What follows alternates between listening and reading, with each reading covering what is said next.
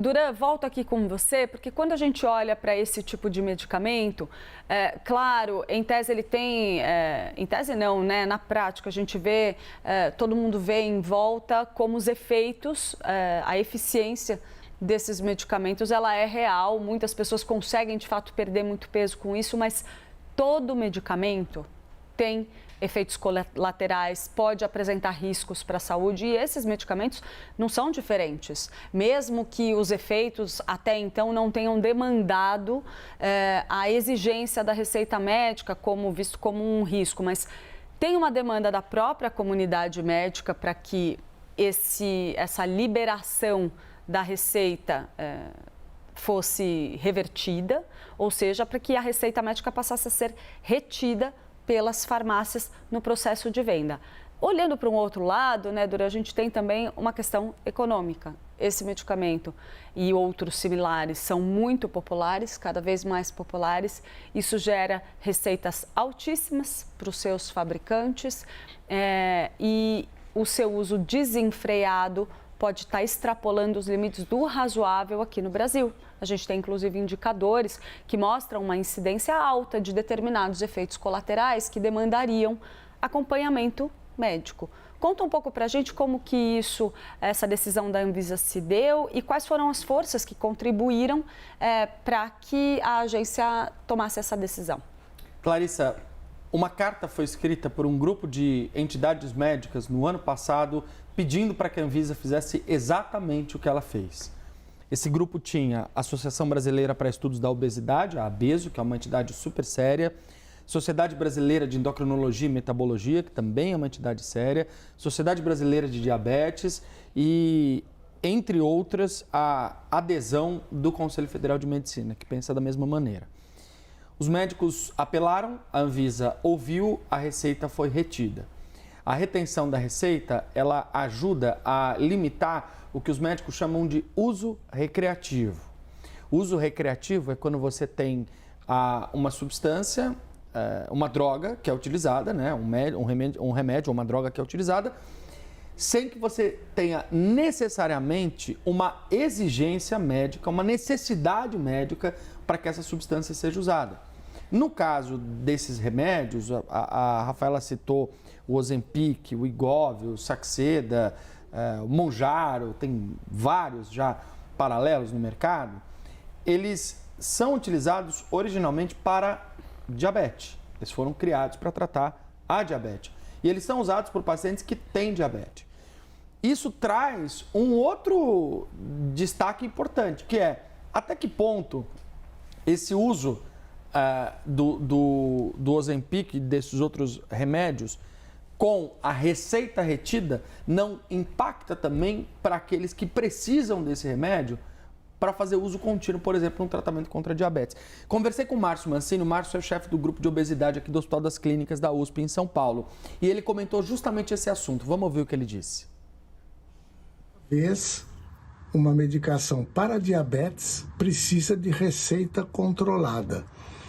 Isso não existe com outros remédios para diabetes. Por outro lado, as pessoas que utilizam essas medicações comprando por conta própria, sem receita médica, sem orientação médica, não vão mais poder fazer essa automedicação.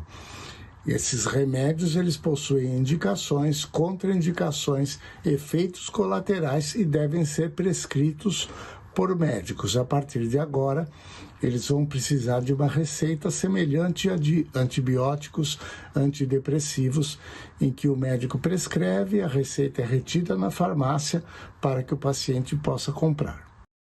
E aí, Clarissa, quando a gente olha para esses remédios, a gente traz uma outra reflexão, que é o fato de você ter a receita retida separando as canetas que emagrecem de outros medicamentos.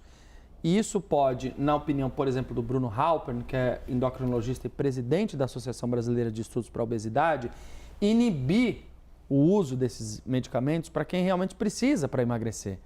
Então, esse efeito da receita retida pode acabar diminuindo a necessidade ou a adesão ao tratamento contra a obesidade para pessoas que realmente têm um quadro que pode melhorar com o uso dessas canetas, com o uso desses medicamentos. É claro que a gente lembra que você destacou bem, todos os remédios têm efeitos colaterais.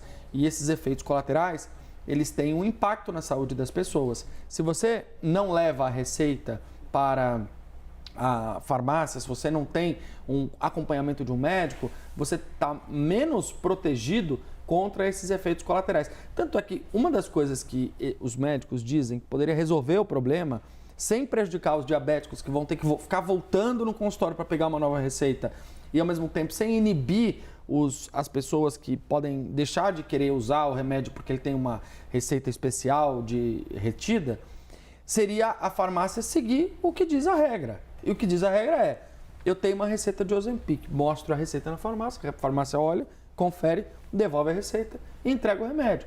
Só que o problema é que no Brasil, muitas farmácias vendem esses remédios que são prescritos sob receita médica, sem nem ver a receita médica. E nessa brecha, se amparam as pessoas que emprestam a ideia de usar o remédio de qualquer outra pessoa e usam ele sem orientação médica.